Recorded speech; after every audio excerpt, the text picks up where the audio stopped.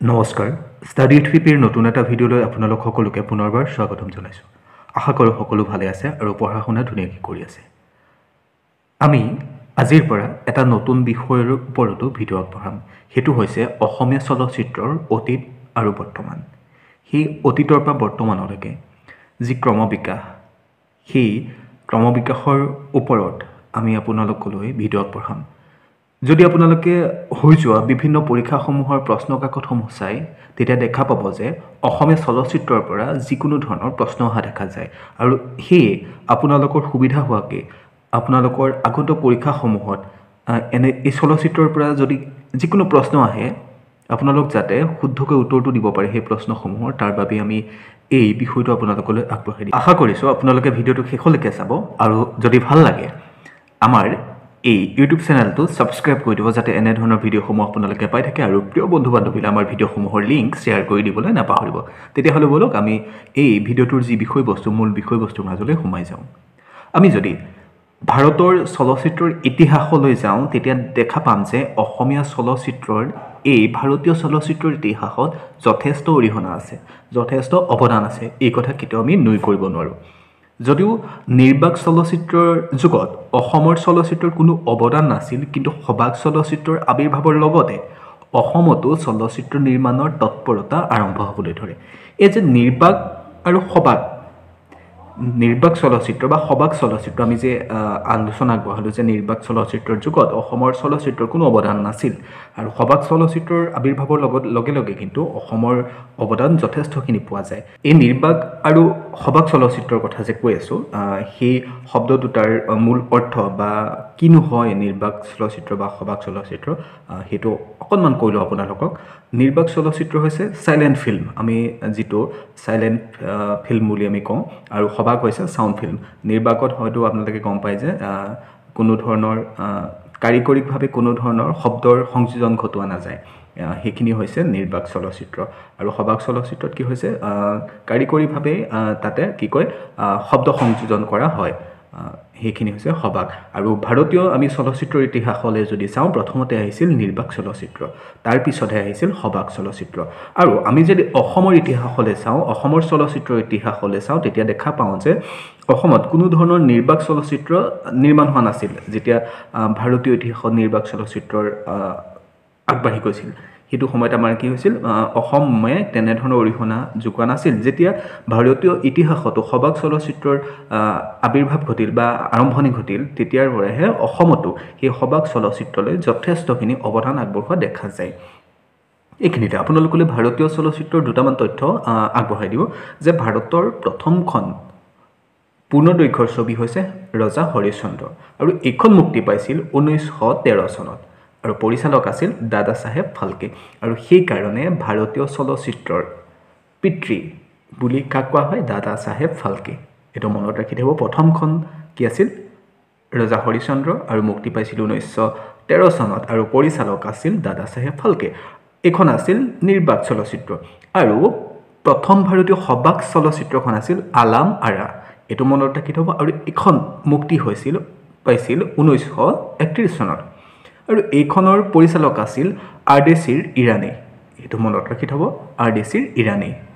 এইখিনিতে আপোনালোকে আৰু এটা কথা মনত ৰাখি থ'ব, 1912 চনতে কিন্তু দাদা চাহেব তৰ্ণেৰ পৰিচালিত ভাৰতত প্ৰথম নিৰ্বাক কাহিনী চিত্ৰ শ্ৰী পুণ্ডলিক মুক্তি পাইছিল। কিন্তু এইখন ভাৰতৰ প্ৰথম ছবি স্বীকৃতি পোৱাৰ পৰা বঞ্চিত হ'ল, কিয়নো পুণ্ডলিক আছিল এখন মাৰাঠী নাটকৰ চিত্ৰৰূপ। ইয়াৰ চিত্ৰগ্ৰহণ ব্ৰিটিছৰ এজন ব্যক্তিয়ে কৰিছিল আৰু ইয়াৰ যিবিলাক প্ৰচেছিং সেইবিলাকো হৈছিল লণ্ডনত। গতিকে এইখন ভাৰতৰ প্ৰথম চলচ্চিত্ৰ হোৱাৰ পৰা বঞ্চিত হৈছিল, কাৰণকেইটা কৈছোঁৱে। তথাপিতো কেতিয়াবা প্ৰশ্ন আহি যাব পাৰে যে ৰজা হৰিশ্চন্দ্ৰত পূৰ্বেও মুক্তি পোৱা ভাৰতৰ ছবিখনৰ নাম কি, তেনেধৰণৰ প্ৰশ্ন আহি যাব পাৰে। গতিকে এইটো মনত ৰাখি থ'ব। কিন্তু আমাক যদি ভাৰতৰ প্ৰথম পূৰ্ণদৈৰ্ঘ্যৰ ছবি কি সেইটো সোধে, তেতিয়া কিন্তু ৰজা হৰিশ্চন্দ্ৰ, এইটো মনত ৰাখি থ'ব। কিন্তু সবাক চলচ্চিত্ৰ বুলি যদি সোধে বা সবাক ছবি বুলি যদি সোধে, তেতিয়া কিন্তু আলামাৰা, এইকেইটা কনফিউজ নহ'ব। আলামাৰা মুক্তি পাইছিল কিমান চনত, 1931 চনত, আৰু হৰিশ্চন্দ্ৰ মুক্তি পাইছিল 1913 চনত। আমি কৈছিলোঁ যে দাদা চাহেব ফাল্কেক ভাৰতীয় চলচ্চিত্ৰ ইতিহাসৰ পিতৃ বুলি কোৱা হয়। তেওঁৰ আৰু কেইখনমান চলচ্চিত্ৰৰ নাম আপোনালোকক কৈ দিওঁ, হয়তো কেতিয়াবা আহি যায় এনেধৰণৰ প্ৰশ্নও। সেয়া হৈছে মোহিনী ভস্মাসুৰ, সত্যবান সাবিত্ৰী, লংকা দহন। মোহিনী ভস্মাসুৰ মুক্তি পাইছিল 1913 চনত আৰু সত্যবান সাবিত্ৰী 1914 চনত আৰু লংকা দহন 1917 চনত। আৰু এই লংকা দহনক প্ৰথম ভাৰতৰ বক্স অফিচ হিট বুলিও গণ্য কৰা হয়। এই কথাও মনত ৰাখি থ'ব। এতিয়া আহোঁ অসমৰ চলচ্চিত্ৰলৈ। আমি যদি ভাৰতৰ চলচ্চিত্ৰৰ ইতিহাসলৈ চাওঁ তেতিয়া দেখা পাওঁ যে ভাৰতৰ প্ৰথম সবাক ছবিখন আলাম আৰা মুক্তি পাইছিল 1931 চনত। আৰু খুব গৌৰৱৰ বিষয় যে তাৰ 4 বছৰৰ পিছতে অসমীয়া চলচ্চিত্ৰয়ো আত্মপ্ৰকাশ কৰিছিল। অসমীয়া চলচ্চিত্ৰৰ জনক জ্যোতিপ্ৰসাদ আগৰৱালা, তেওঁৰ যিখন প্ৰথম চলচ্চিত্ৰ জয়মতী সেইখন মুক্তি কিমান চনত পাইছিল? 1935 চনত। এয়া খুব আচলতে গৌৰৱৰ কথা। আৰু এইখন মুক্তি পাইছিল কিমান চনত? 1935 চনৰ 10 মাৰ্চত। এইটো কথা মনত ৰাখিব। আৰু এই যিখন জয়মতী সেইখন চিত্ৰলেখা মুভিটোনৰ বেনাৰত নিৰ্মিত হৈছিল। আৰু জনা যায় যে এইখন আছিল ভাৰতৰ তৃতীয় সবাক ছবি। কোনো লোকে চতুৰ্থ সবাক ছবি বুলিও কয়, ভাৰতৰ চতুৰ্থ সবাক ছবি, কোনো লোকে তৃতীয় সবাক ছবি বুলি কয়। তাত একো কথা নাই, এইটো বহুত ইম্পৰ্টেণ্ট নহয়, কিন্তু তথাপিতো মনত ৰাখি থ'ব তৃতীয় আহিলে বা চতুৰ্থ আহিলে জয়মতী বুলি উল্লেখ কৰিব লাগিব, যিহেতু অসমৰ যিকোনো পৰীক্ষাত তৃতীয় বা চতুৰ্থ আহিলে সেয়া জয়মতী হ'ব, সেইটো খালি মনত ৰাখি থ'ব। ক'ত মুক্তি লাভ কৰিছিল সেইটো মনত ৰাখি থ'ব। জয়মতীখন কলকাতাৰ ৰাওনাক চিত্ৰগৃহত, বৰ্তমান যিটো জ্যোতি চিনেমা গৃহ বুলি জনা যায়, জ্যোতি চিনেমা গৃহ পূৰ্বতে আছিল ৰাওনাক চিত্ৰগৃহ। সেই চিনেমা হলটোতে বা চিত্ৰগৃহতে প্ৰকাশ পাই মুক্তি লাভ কৰিছিল 1935 চনৰ 10 মাৰ্চত এই জ্যোতিপ্ৰসাদ আগৰৱালাৰ প্ৰথম চলচ্চিত্ৰ আৰু অসমৰ প্ৰথম অসমীয়া চলচ্চিত্ৰ সেইখন হৈছে জয়মতী, মুক্তি লাভ কৰিছিল। আৰু 20 মাৰ্চত গুৱাহাটীৰ কুমাৰ ভাস্কৰ্য নাট্য মন্দিৰত মুক্তি লাভ কৰিছিল অসমত। এইখিনি কথাও মনত ৰাখি থ'ব। জয়মতী সম্পাদনা হৈছিল ঢাকাত।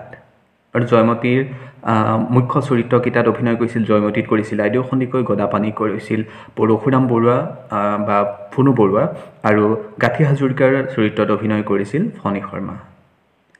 যদিও জয়মতী কিছু দিশত দুৰ্বল আছিল বা ব্যৱসায়িকভাৱে বৰ সফল হোৱা নাছিল, তথাপিও এই ছবি আছিল অসম আৰু অসমীয়াৰ বাবে এটা কলাৰ আদৰ্শ। নিৰ্মাতা জ্যোতিপ্ৰসাদ আগৰৱালা আছিল অসমীয়া চলচ্চিত্ৰৰ বাটকটীয়া। ষ্টুডিঅ' আছিল চিত্ৰবন, যিটো বিশ্বনাথৰ ওচৰৰ ভোলাগুৰি চাহ বাগিচাত অৱস্থিত, আৰু সেয়া আছিল চিত্ৰবন, য'ত জ্যোতিপ্ৰসাদ আগৰৱালাৰ জয়মতীৰ কাম কাজসমূহ কৰা হৈছিল।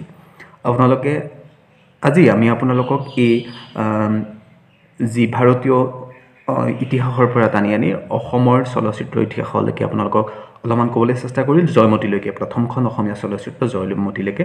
তাৰ পিছৰখিনি ক্ৰমান্বয়ে আমি আপোনালোকলৈ আগবঢ়াম। এইখিনিতে আপোনালোকলৈ এটা প্ৰশ্ন আগবঢ়াই থৈ যাওঁ যে এই যি জ্যোতিপ্ৰসাদ আগৰৱালাৰ জয়মতী চলচ্চিত্ৰখন বা বোলছবিখন, এইখনৰ কাহিনীভাগ ক'ৰ পৰা অনা হৈছিল?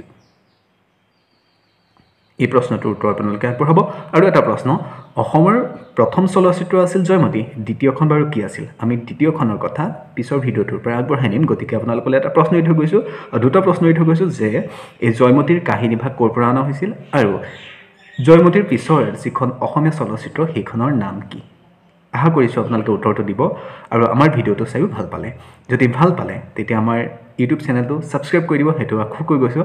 আৰু আপোনালোকে প্ৰিয় বন্ধু বান্ধৱীলৈ আমাৰ এই ভিডিঅ'সমূহৰ লিংক শ্বেয়াৰ কৰি দিবলৈ নাপাহৰিব।